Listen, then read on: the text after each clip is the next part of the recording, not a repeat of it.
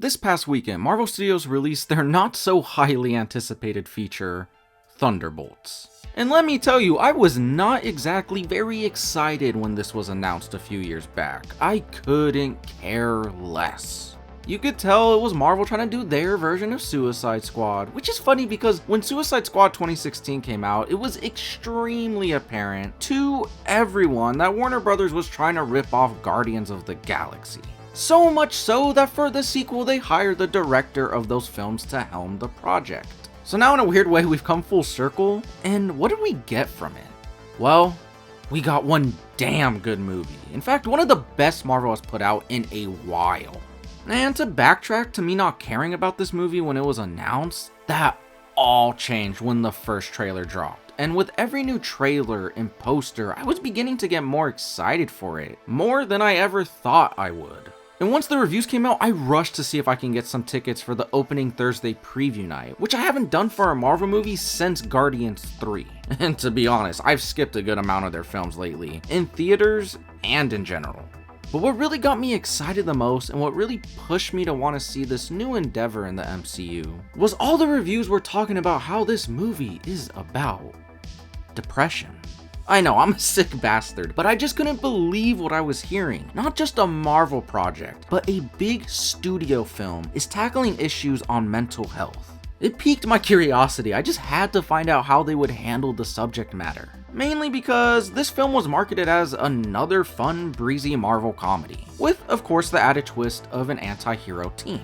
And folks, let me tell you, the team behind Thunderbolts, from the extraordinary cast, to director Jake Schreier, to screenwriters Eric Pearson and Joanna Kalo, the cinematography of Andrew Palermo, the stunt teams and VFX teams that brought practical set pieces to life with the help of the set designers, and the outstanding score by Sun Lux, all came together to give us a Marvel Studios project that felt more cohesive and creative driven than most of the projects we've received. That actually had something to say, that actually wanted to tell a story with themes. Themes about self-hatred, self-worth, suicide, and depression. What have the last few MCU films been about? Seriously, think about it. I don't mean on a plot level, I mean thematically. Quantumania was supposedly about newer generations inspiring the older ones, but I didn't feel that. Love and Thunder was supposedly about finding oneself, but once again, I didn't feel it. Shang-Chi was about abusive parental relationships, but then it gets a bit lost by the third act. And with a lot of the other movies, I honestly couldn't even tell you they had a theme. Like with Brave New World, Multiverse of Madness, No Way Home, or Black Widow. Some of these movies which I actually do like, but at times felt hollow and didn't really make me feel anything. But Thunderbolts genuinely made me feel something. Marvel had the fucking balls to spend $180 million on a film that not only explores the depths of depression, but goes to places where multiple times in the film, characters consider suicide, while also being able to somehow find a way to make a fun summer blockbuster without ever feeling like it's compromising its emotional sincerity and never coming off as shallow when dealing with its subject matter. Even when it's overtly heavy-handed, that being with the character of Bob. We'll get to Florence Pugh, who gives yet another standout performance as Yelena. But let's be for real, Florence is one of the best actors of her generation. We all knew she was gonna crush it. So it's more interesting to talk about Lewis Pullman as Bob. Going in, yes, I knew he was gonna be Sentry, so it wasn't exactly the biggest surprise when it finally got revealed. But I had a ginormous feeling that he wasn't going to be a real character, but simply a plot device that gets rammed into the movie halfway through with no real screen time. And then he'll become Sentry, and then they all fight him, and then they defeat him by blowing him up or some shit, and then yeah, the movie's over. Holy shit, I was so fucking wrong. Bob is 100% a main character and gets fleshed out beautifully and really was the most surprising aspect of the movie. He's there from the beginning all the way to the end, and yeah, maybe a little bit of his jump to Sentry is rushed, but I didn't really care. Because what we got right after that, in my opinion, is one of the MCU's most creative and emotionally impactful third acts. And I'm just gonna be honest, I think Lewis Pullman gave one of my favorite performances I've seen this year.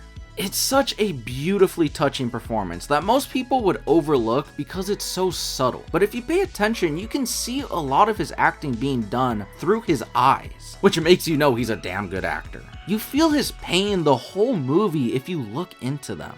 And by the end, when they all hug this broken person to let him know he's not alone, his character really feels like the heart of the film, even though I could argue it's Yelena too. Which, speaking of Yelena, god damn, Pugh gives an incredibly strong performance, and the dynamic she has with Harbor's Red Guardian brought me to tears. She really has become such a standout in this franchise, and I'm so glad that come the end of this movie, she truly is one of the main faces of the MCU going forward. But the arc she goes on where she finds Bob and does everything to protect him hits so hard because you can feel it's coming from so many different places. She's doing it as a way to repay her debts to society for all the wrong she's done. But she's also doing it because she wants to do something that would make her sister proud. But most importantly, she wishes someone was there for her when she was vulnerable. Someone that could have taken that pain away and guided her to peace. Another thing I loved that the movie did was making her the main character. They could have easily tried to make it Bucky, but the way they saved him to be the mature leader of the group that has gone through the work of fixing himself and focuses instead on Yelena being the one that one day could fit that leader position too, but has to go through the work of healing herself first, was so smart. Now onto another standout, David Harbour, man. I really liked Red Guardian and Black Widow, but felt like he wasn't given any emotional depth. Which really made me sad to find out that Harbour's performance was actually butchered in the editing room, where he talks about a lot of his character's more emotional scenes were cut. Like when he talks about the first time his character suits up in that movie. But she shot a ton of stuff around my character, around Rachel's character, about our connection. None of that stuff's gonna be in the movie, but I will say for that particular scene, there were great moments and we really sculpted a thing. I don't think made a cut where I'm just like, you know, flexing and like looking at myself. And there is this ego and this thing, but there's also him seeing himself age. When I think any of us look in the mirror, it's such a personal thing. I think now it's just kind of, he can't get his pants on, he's fat, right? And with Thunderbolts, they actually allowed Harbour to play the character the way it was initially imagined. And I felt with this first scene that it was going to be very different from what we got the last time around. And when we get to the scene where Yelena confesses her depression to him, the authenticity of Harbour's acting bouncing off of Pugh's had tears fully rolling down my face. He didn't feel like a caricature in this movie, but a real person. I actually always fan-casted him as Ben Grimm when I first saw him in Stranger Things, so I've always carried a lot of annoyance that he was already cast as Red Guardian, but not after seeing this movie. Alright, I want to rapid fire off some other thoughts I have before I get to talking about the final act of the movie, which I have so much to say. I adored the direction. It felt distinct and not driven by committee. The film felt tangible in a way no Marvel movies feel anymore due to the brilliant real stunt work and real action set pieces done in real environments and real sets. I actually really like that the team's name came from the Pee Wee soccer team, giving the title a bit of an emotional edge to it, even if it's an unnecessary change, but I don't care, because it was really sweet. I really enjoy how Walker, who yes was an asshat in Falcon and the Winter Soldier, is an even bigger dick because everybody hates him so much, so he's trying to play into that, becoming a caricature of himself, really trying to tap into that bad boy energy. But you know, as much of a douche as he is, he does make himself useful, minus the part where he almost got everyone fucking killed. With Ghost, she's a character that actually has a great backstory, but was underdeveloped in Ant-Man and the Wasp. And not that she gets any more real development here, but they use her character well, and I don't mind that she didn't get that much focus on her compared to other characters. I am also so happy Taskmaster was killed off. I really hated that version of the character, and people literally started clapping in my theater when she got shot in the fucking head. I know a lot of people have already said this, but I'm gonna say it too. This actually feels like a real movie. What I mean by that is there's themes, tangible sets, character motivation, and an emotionally charged journey for the narrative where you actually walk away from it and feel what the creative team was trying to convey. Also, I really hope there's an episode in Daredevil's next season showing what Matt or even Fisk went through during the Void incident, but I highly doubt that they'll do anything with it, which sucks. Lastly, I loved Sun Lux's score. It's honestly one of the 3 scores I actually love from any Marvel movie since Endgame. It felt like an actual character in the movie and had some gorgeous motifs that really gave the whole movie an emotional through line while also just being unique. Where I feel a lot of the MCU scores lately have been so generic. And Love and Thunder is the best example of that. Giacchino slept through that one. Danny Elfman did his usual shtick without really trying anything new in Multiverse of Madness. John Murphy replaced Tyler Bates on Guardians 3, and that score felt so empty and uninspired. Brave New World score is so forgettable, and the list goes on. But Shang-Chi's and Wakanda Forever's are exceptional, along with the Thunderbolts. Now, we come to what really pushed this movie to a whole nother level for me. The third act. This is one of my favorite third acts in an MCU film I've seen.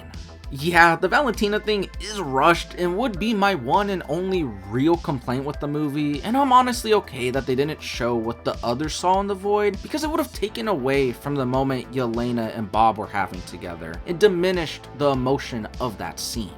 But the thing I loved the most was, for once in such a long time, seeing our heroes save people. Something we just don't get anymore. And the film hits so much more on an emotional level because at the end of the day, these are people that want so badly to not be looked at as the bad guys, not to be the rejects, to be looked at as someone that can create a better tomorrow. Now, I get that for some people the whole hugging it out scene didn't work for them, but it really worked for me. I mean, it worked so well that I cried.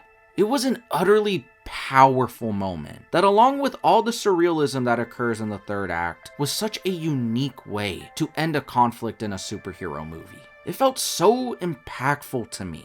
And look, I get it, if you haven't really struggled with depression or mental illness for a long amount of time in your life, it can come off as dumb.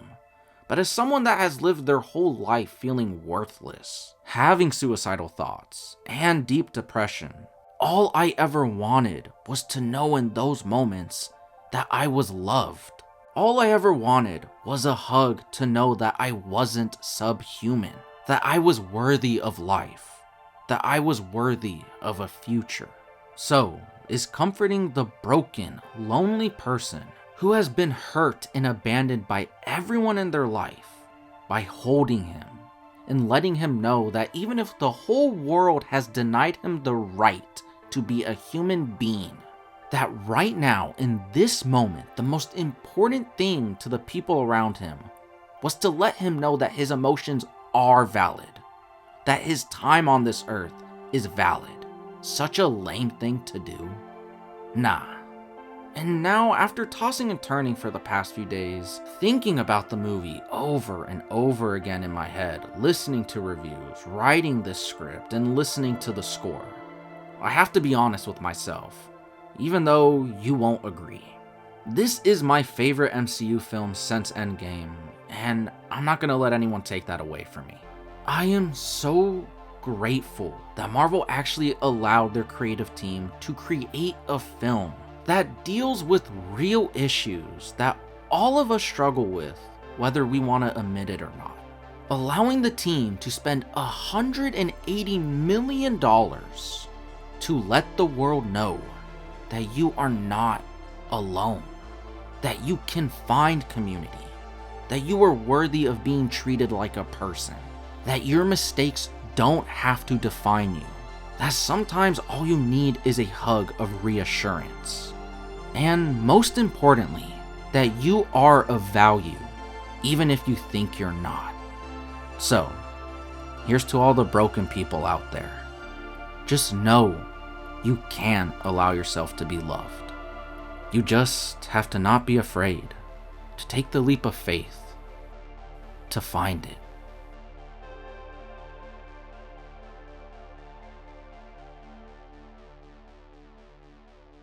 Alright, thank you for checking out the video, I really appreciate it. But I also did want to mention that I actually have made a short film. It took me almost a year and a half to make, and will it be the greatest cinematic feat you have ever seen? No. But I poured my blood, sweat, and tears into it, and most importantly, all my friends came together to really help create my vision and finalize it. And for that reason alone, I think you should go ahead and give it a watch, because I am eternally grateful for all their help. The whole idea for the short film was, what if I made a Peter Parker story without Spider-Man? So hopefully that can give you a bit of an expectation on what the tone would be like, and if you want to check it out, you can go ahead and click right here on the right.